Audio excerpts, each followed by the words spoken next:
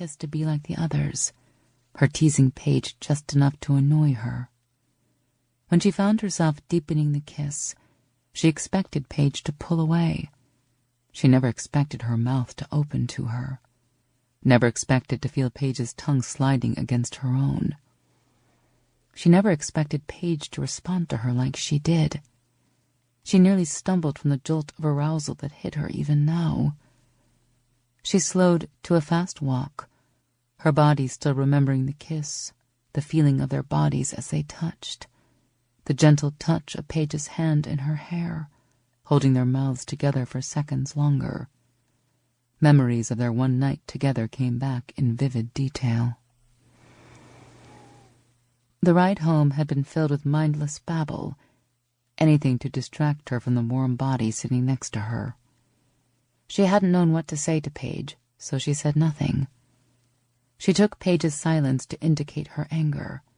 That's why she apologized. She didn't know what she expected Paige to say, but the continued silence wasn't it.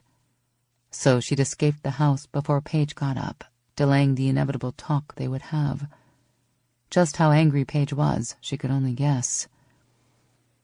She wasn't going to be able to take much more of this, she knew. It had taken all of her willpower to not repeat the kiss each and every time they danced together. Of course she knew she was attracted to Paige. She'd always been attracted to her. But Paige was so above her.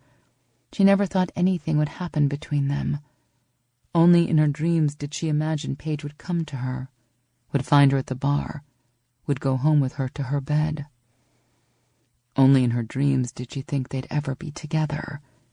Yet they were, and it had been hell afterward, and took weeks for them to get back to normal. Now here they were again, playing with fire.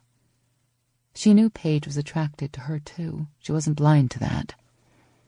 She also knew Paige didn't want to be attracted to her. The dance, the kiss, all CJ's doing. But it was Paige who turned the kiss into something more. She stopped, catching her breath. Yes, Paige was the one who turned the kiss into more, not her. She shook her head. No, Paige wasn't angry. Paige was embarrassed. The silence wasn't because she was angry.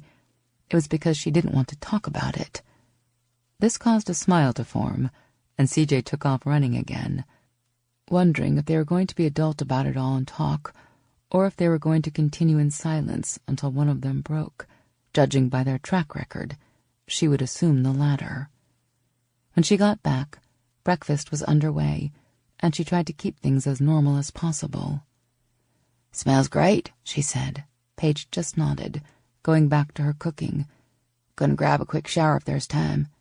Paige glanced at her then, and CJ wasn't sure if it was her imagination or if Paige was really doing a slow perusal of her body. But she felt her skin burning as Paige's eyes traveled slowly over her. Her habit of jogging in short shorts and a sports bra did have its advantages, or disadvantages in this case, as she felt very underdressed and exposed. "Shower." "Yes," Paige said, her voice sounding an octave lower than normal. CJ turned the water to cold, trying to chase away the image of Paige's lingering inspection. She was going to end up doing something stupid. She just knew it. Something that she and Paige wouldn't be able to get past. Something that might compromise the mission, although that could be a blessing. So far they'd done very little FBI work.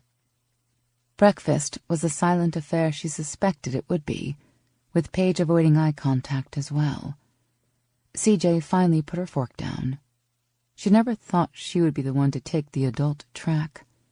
"You want to talk about it?" "No." "So we're just not going to speak, then. If you're angry with me, say so." Paige looked at her then. "I'm not angry with you, CJ. I just don't want to talk about it. When we're out in public, I understand we have a certain image to portray, and kissing is a part of it, I suppose." CJ picked up her coffee cup, studying her. Paige's face was slightly flushed, and she knew her guess that Paige was more embarrassed than angry was right on. "Okay, then why aren't you speaking to me? I said I was sorry. You don't have to apologize.